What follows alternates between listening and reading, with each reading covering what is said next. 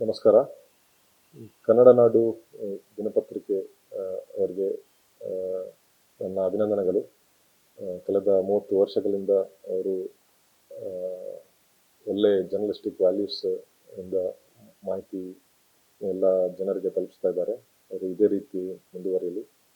ಅವರಿಗೆ ಶುಭಾಶಯಗಳು ಹೇಳುತ್ತಾ ಮತ್ತೊಮ್ಮೆ ಎಲ್ಲರಿಗೂ ನೂತನ ಸಂವತ್ಸರದ ಶುಭಾಶಯಗಳು ಹೇಳುತ್ತೇನೆ. All the best Kannada Nadu.